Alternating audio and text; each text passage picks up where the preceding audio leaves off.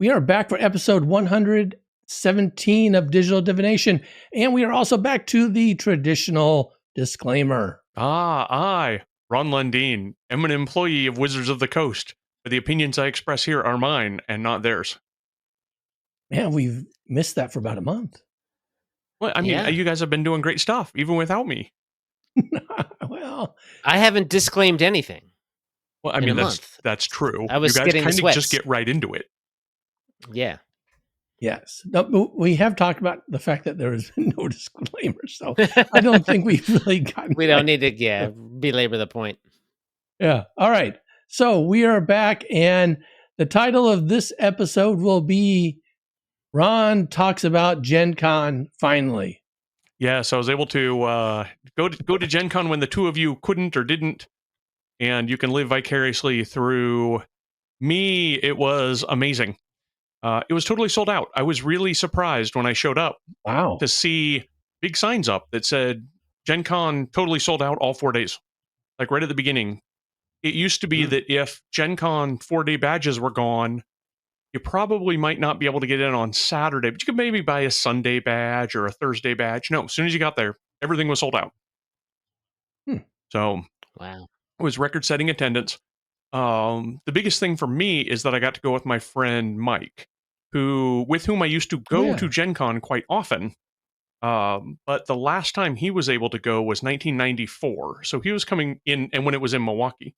So he was coming back for his first GenCon in 30 years, and it was in an entirely different city and just so much bigger with so much more stuff. It was really great. And I got to hang out with Mike quite often. When I wasn't working, the Wizards of the Coast sent me. I was working when I was there, doing some playtesting. So I wasn't out in the exhibit halls, on behalf of Wizards. The only seminar type things I went to, I did some book signings, which were great. Kind of neat to be sort of up there with all my my coworkers signing books. One of the things that was kind of fun is Wizards of the Coast was selling 750 copies of the Player's Handbook each day to people who got into sort of a special event that opened up first thing in the morning in order to get it. And so having people come through the line with the Player's Handbook, and it wasn't the first time I had actually held a physical copy of the Player's Handbook we've been working on, but it certainly, I'd seen the highest number of them at once as people were coming through the line getting them signed, and that was kind of great to see. But when I wasn't doing things for Wizards of the Coast, I was mostly hanging around with my friend Mike, and then going to see a bunch of friends of mine that I see at Wizards of the Coast. I saw a lot of the Paizo people. It was great to see Eric Mona, Thirsty, Adam Daigle, Luis, Mike Sayer. Just a ton of people. I could name drop all evening. But it was a lot of fun. And I realized, there were other gamers, friends of mine that were at Gen Con. Because we're in different parts of the country, that's one of the only times we actually get to see each other. And I realized about day 3, I think this was Saturday, I went to met up with my good friend Sebastian and his son, and Mike was with me, and all 4 of us went to get dinner. And as Sebastian and his son were walking a couple paces ahead of me, Mike kind of turns to me and he's like, "So is this some other industry person I ought to know, or just a regular gamer?" Because he'd met so many industry folks, and I'm like, "Hey, industry people are regular gamers too." But it was but it was a lot of fun. I didn't get to play a lot of games, but I did get to swing through the exhibit hall, I think every single day. And even though I was very careful to wear a mask every time I went through the exhibit hall, I wasn't masked outside the exhibit hall. I did end up with the Gen Con exclusive of COVID. So I ended up feeling sick. I'm going to say that's not an exclusive to the whole country. Summer-wide, I guess that's probably extravaganza true. this year. It's a global. It's been a global a release, I think. Well, I got the Gen Con version apparently, and I don't know how different I see. that is. Is it foil lined or embossed or something? A hollow foil. extra Novel penalties to coronavirus. your Constitution saves or Oh no. anyway, but it was, and that was really frustrating because I felt fine as I left Gen Con. I felt fine for a couple days afterward. Then I started to feel sick, and I tested. I was testing negative. I'm like, well, I just must be sick, right? Con Dang. crud is a thing. It's always been a thing. So I thought I just had some sort of sickness when I came back from Gen Con. It turned out when I, once I started feeling better, I still tested, and I finally tested positive, and so I isolated it, and nobody else in my family caught it. Despite having been in proximity, I just felt so cruddy that I was kind of in a sort of isolating accidentally, and that my family would run off and do things and leave me behind. But anyway, I am 100% fit now, fully recovered, back in the swing of things. It's a whole new month now, even.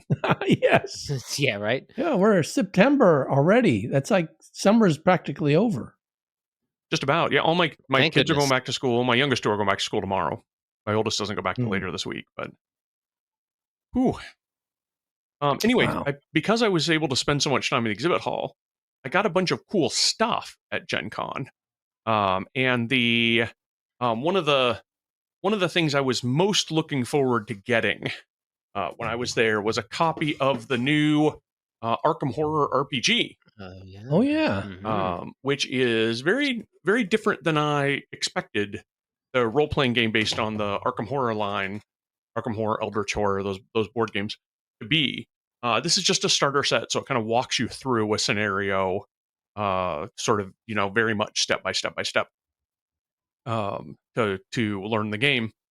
So it's not like getting a core book and trying to figure it out from there. It's a lot of games do sort of a starter edition to teach you a new system. This does exactly the same. So I'm excited to dig into that. I also got, when I was there, I spent a lot of time at the Paizo booth talking to people. I did get my copy of the Starfinder playtest, second edition playtest. Yay. I got some stickers. I've already started to sticker over the cover just because if I get stickers, I stick them on stuff right away kind of guy. And I happen to have this book. When I got the sticker, I was showing it to somebody that gave me stickers. It's I'm a little bit surprised how they assume that you have player core, GM core. I wasn't actually expecting that. And now that as soon as I saw the width of the book, it makes sense that you would need the other rules to play because the basic rules to play aren't in here. Right. But I think that I had heard that Starfinder second edition is going to be complete by itself without requiring the Pathfinder player core or GM core, and I just assumed that would be the same for the playtest book, and it's not. Yeah, I mean, because you're asking people to buy a printed copy, we can save on pages space by saying it's the same roll initiative and do the 3 actions stuff that exists. And you don't need the player core and the GM core. All that stuff is also available on Nethys, right? So in other places, if you have it. So it's but you do need to know those rules for sure. Well, and I'll be perfectly honest. I don't own a player core. I just haven't picked that up yet. But I've been using the core rule book for Pathfinder, and everything here is entirely understandable without the remastered rules.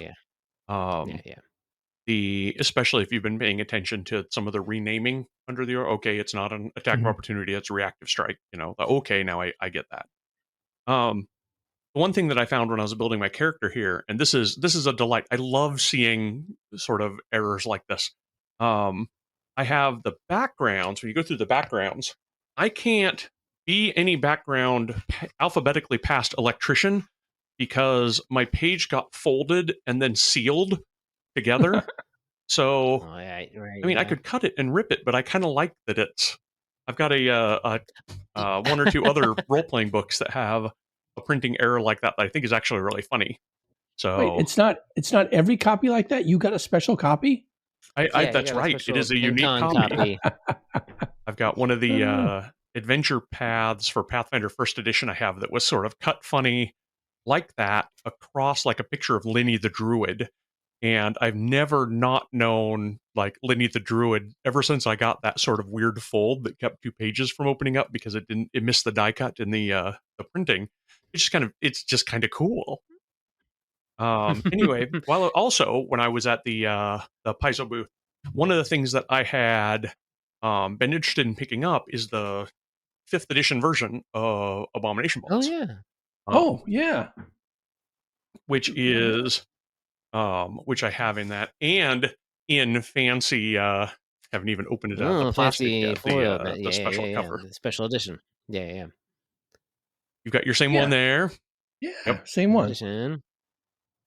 But I Cool. didn't have to go to Gen Con to get any of these things. So, Well, I don't know. a lot of it was these things that I've been meaning to get, and frankly, I should have bought a player's core when I was there, because a lot of Yeah. it is that here's the Paizo thing.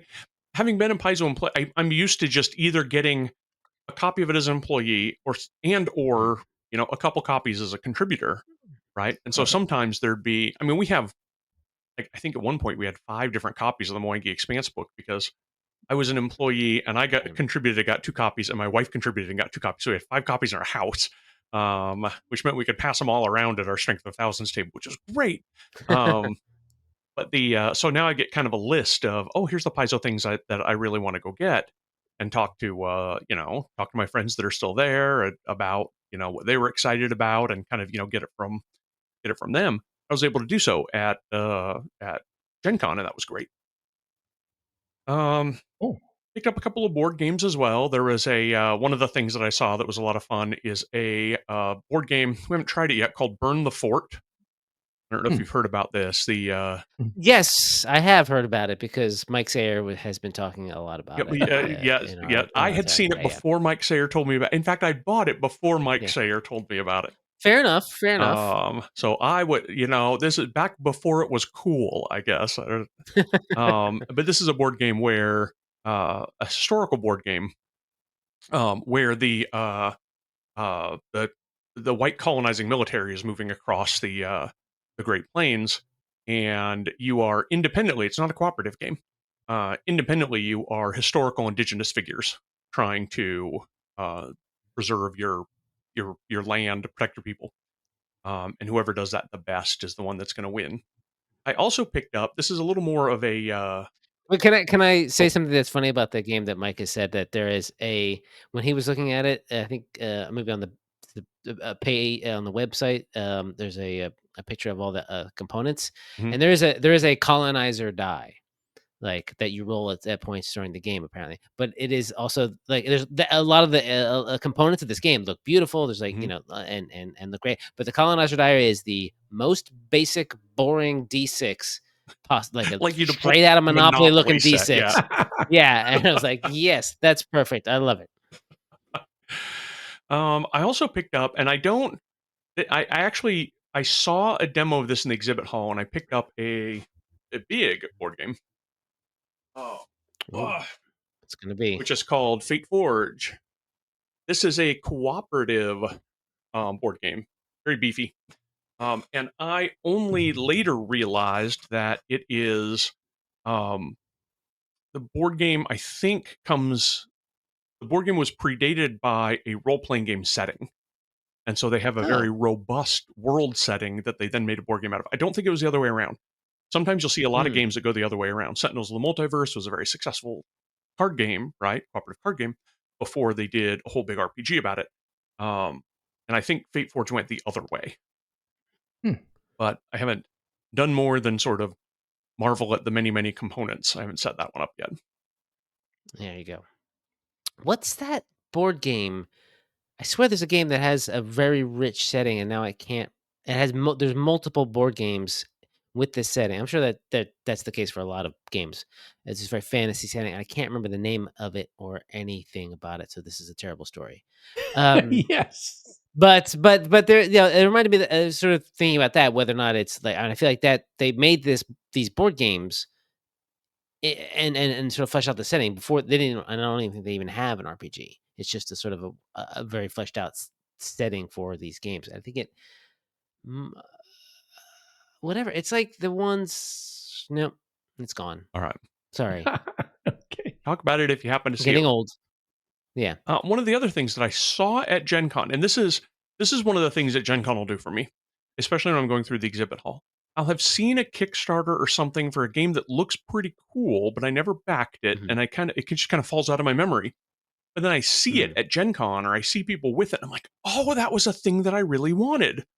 And what will happen sometimes is the thing I will see at Gen Con is like some super deluxe version. And I'm like, I don't know if I want the super deluxe version.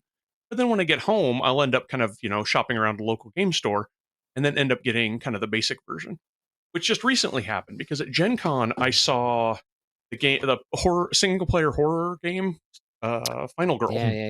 And people were getting these huge boxes because they come in individual adventures. There's a core box and then individual adventures. And they're getting these huge boxes that were like 10 of the individual adventures. I'm like, I may love this game, but I don't know that I'm going to love it. So I don't want to buy 10 copies of it or 10 different adventures for it. I wonder if I can just get one. And I was at a game store just a couple days ago. I found the core set and exactly one adventure together. I'm like, this is what I wanted, that I didn't sort of take the time to find at Gen Con, but ultimately, thank you, Van Ryder Games, it worked. I ended up getting one anyway. So, wow, sounds like you picked up quite a few games. How did you pack all that home? I brought this. I felt very, very smart in the 11th hour, like the night before. When I packed everything, and I went to bed, and I was laying in bed, I was just drifting off to sleep, and I'm like, I'm gonna need another bag. So I just picked up one of the two bags I'd packed and dropped it in a bigger suitcase and zipped it right up, and that was it. So I was able to carry everything on the plane, but then on the way home, I had a whole other bag, and then I just checked that. Cool. So let me recommend that. A couple of the Gen Con survival tips that I've had is first prepare to take a lot more home. If you're driving to Gen Con like I used to do when I lived in Chicago, it was a lot easier. You can get as many games as will fit in your trunk. Although I do remember one year, friends of mine asked if I could take some of their games home because they bought more than would fit in their trunk in their whole car. Oh my gosh. With all the people they had. I'm like, I've got a little bit of space. I have one fewer passenger than you guys. So yes, I'll have one passenger's worth of a bunch of extra games they bought. God. I think what happened that year is that they won some big tournament and they got a ton of prizes in addition to everything they'd already bought. So it was very much a surprise. Anyway, this time I was flying, and so bring an extra suitcase.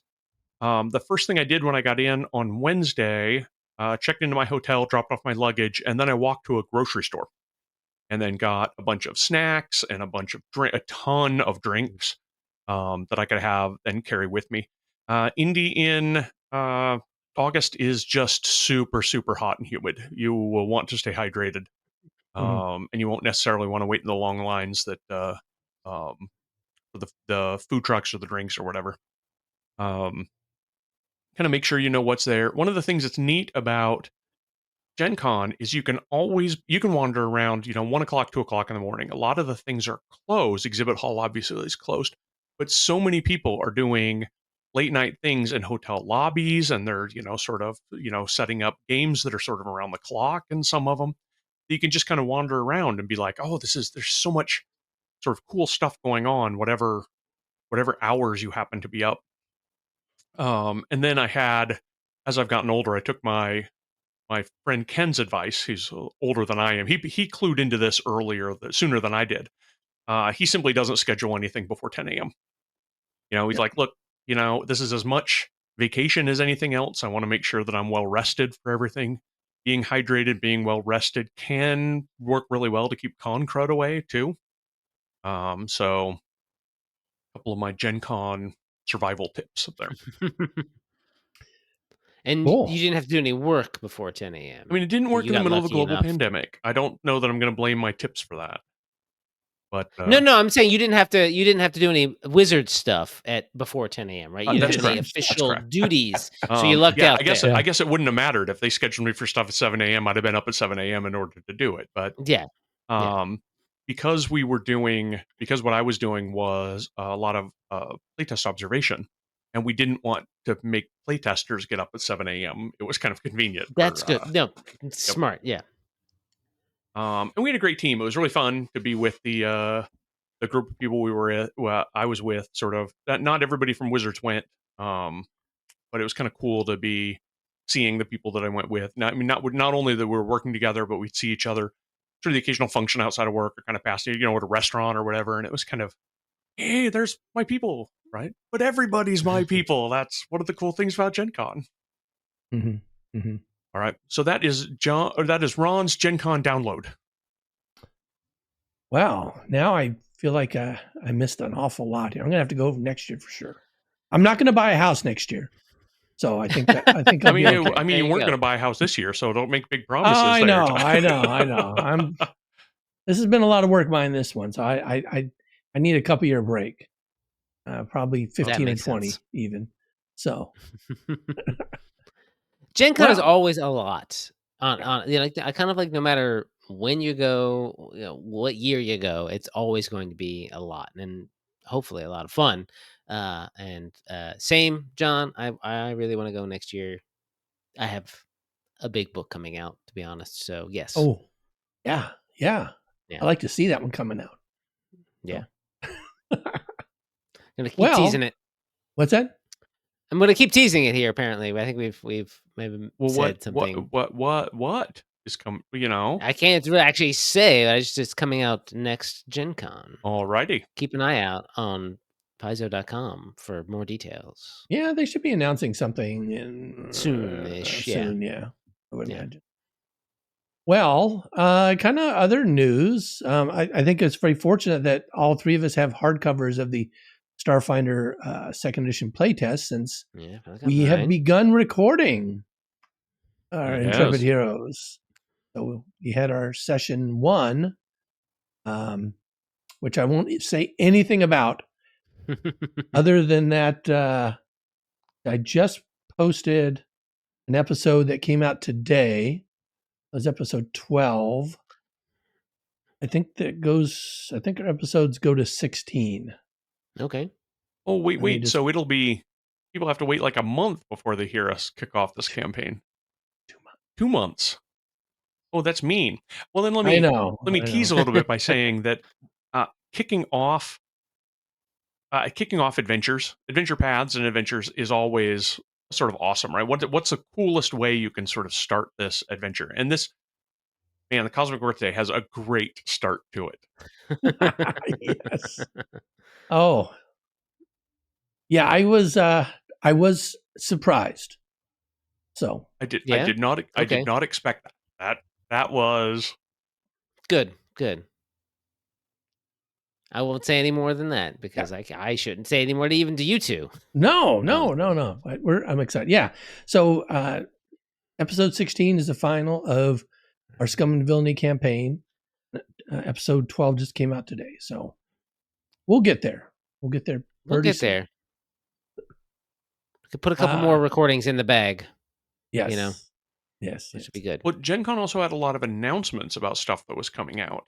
And one thing I was trying to remember is, when is the Galaxy Guide releasing? Do either of you guys remember that?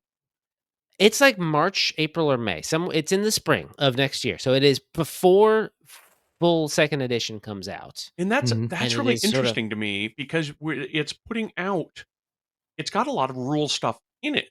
It's got like 6 new ancestries before the rules even come out. I mean, obviously, Paizo knows how to do ancestries. They've been doing them for Pathfinder second edition.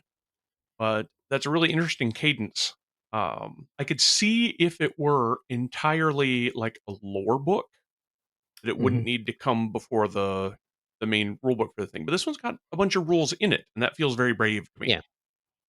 It's definitely like you said, the architecture is known, and it's not like that's going to change in the playtest, that you get an ancestry and it has some, boosts and flaws maybe, and then you get a feed at 1st, 5th, 13th or 9th, 13th, whatever.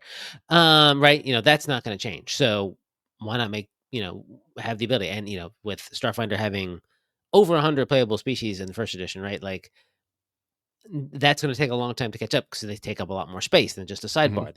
You gotta have all those feats and all the heritages and whatnot. So yeah, why not start trickling them out? Get some stuff. You had that, you'll be like, oh, I can finally play. I don't feel like they said a couple ancestries, but I can't remember now.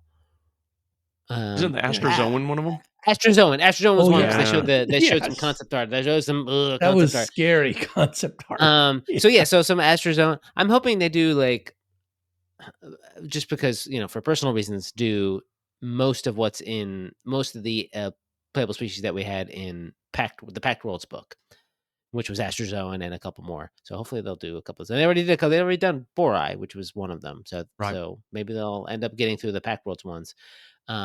Because they said I think they said Kalo as well, but I don't remember if that is Yeah, I remember in. hearing Kalo. Yeah. Okay. I don't remember if that was in Packed Worlds or not. I think it should have been. If it wasn't, that was a I big think mistake. so. I think it was, yeah. But mainly, I just hope they do.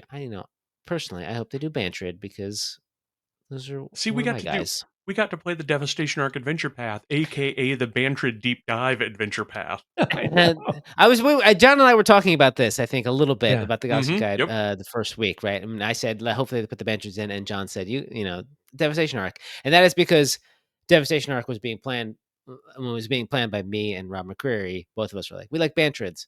Should we just explain more about what's going on with Bantrid? When else are we going to do it, right? There's like, let's just do it. Let's just give them a sad backstory. That was fun. Yes, and there's lots of different types of Bantrids in that one as well. So Sure, yeah. Well, interesting. Yeah. I remember you guys. I watched the episode where you guys were talking about the Bantrids, and I thought, well, now I want the embry,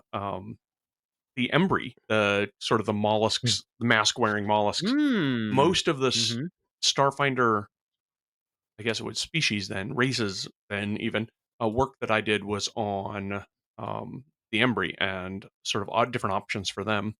And I kind of got to sort of dig into the, what's a culture like of, a culture where masks are so ubiquitous and so necessary that like taking them off is like worse than being naked, right? Because anybody can see what your emotions are just by looking at your face. And what would that? I mean, so I thought that was kind of fun.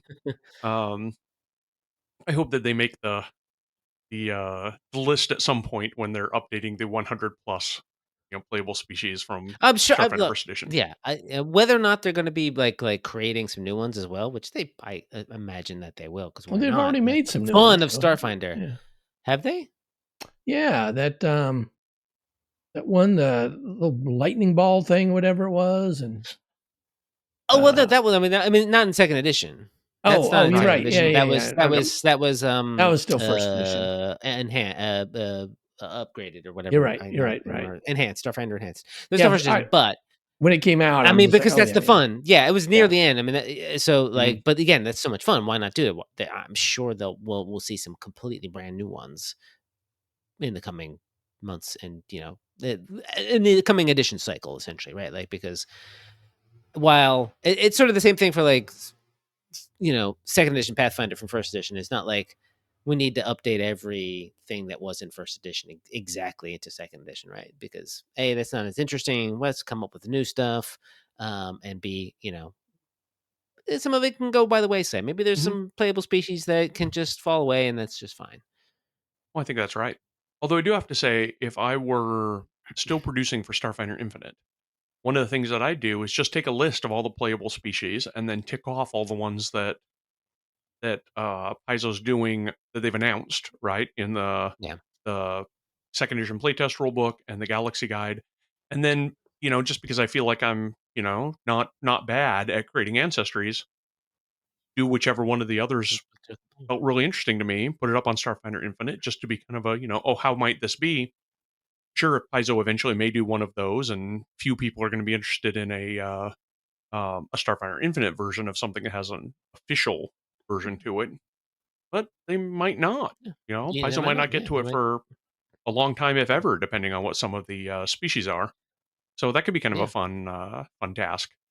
I don't know if there's going to be a lot of people sort of jumping on that right at day one Starfinder Infinite when the game itself releases next GenCon, but that's something that I would have considered doing.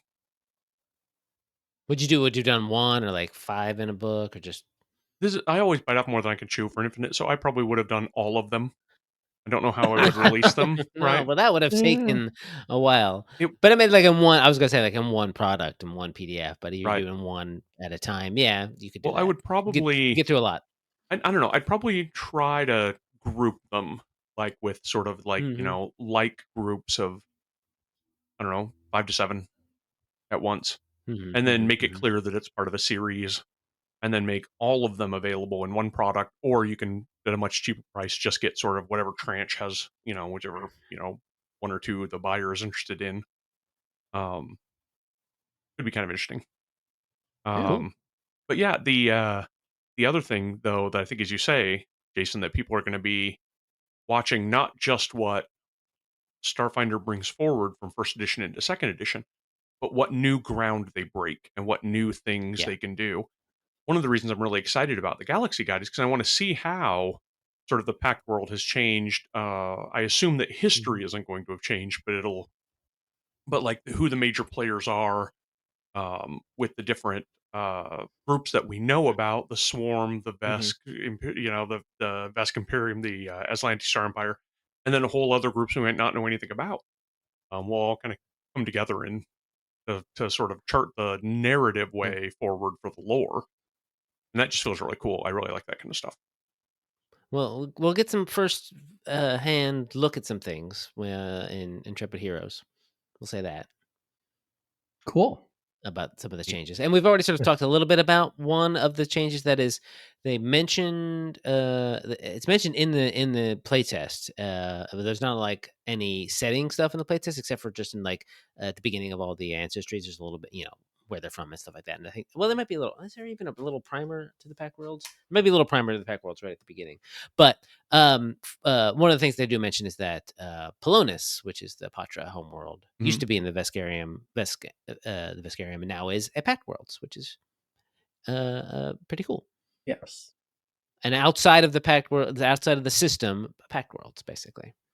Yeah, that's actually, I think there's a real, I like done this sometimes in sort of fantasy lore design. It's interesting to see it on sort of a galactic scale.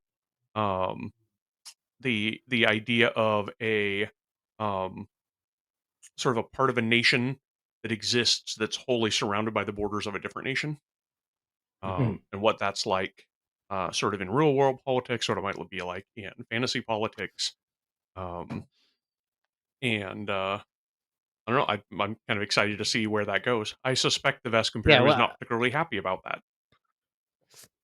I mean, they didn't. I mean, basically let it happen. I mean, not let it happen, but like they didn't stop it from Right. happening, right? So something. Well, that's something we'll learn probably much more about in Galaxy Guide. We'll know about like what life on Pelonis is like now. Are their Vesk still there? Or they, is the Veskarium still like? Does it have an embassy or whatever? Because those planets are those Vesk planet, other planets are close, way, way closer. Yeah. Right. Right. Cool. Well, it sounds like there's a lot of cool stuff at Gen Con and a lot of neat stuff to look forward to over the next year, releases and for Paizo and other companies. Mhm. So you didn't touch on this much. That you had you have a copy of the player's handbook that got I released. I don't know if you do. showed that. I did not get one when I was there, but I've gotten one since, Oh, a copy of the new player's handbook. It's yeah. nice and thick. Chunky. Yeah. I'm supposed to get one tomorrow if I have time, but I probably won't have That's time right, to because get it. the Wizards Play Network stores have them 2 weeks Right. before the release date, and I think that's tomorrow. Yeah, I So, pre-ordered one, the alternate cover. So, oh, that's very but pretty. I I'm don't have the alternate cover one. gonna be crazy busy tomorrow because I have this game I got to do after work, and This game you have to run way out in yeah, the, just so far from Seattle, so far from Camino, way yeah, out in Carnation. It's yeah, the hinterlands there. Even, oh, so, all right. Well, hey, this has been great, and I'm glad that we got Ron back and get back to our Yeah. disclaiming and everything. So, thank you. I missed you guys. It was fun to see you guys carry on without me, knowing I'd be back in my third of the screen before too long. I'm John. And I'm Ron. And I'm Jason, and this has been Digital Divination.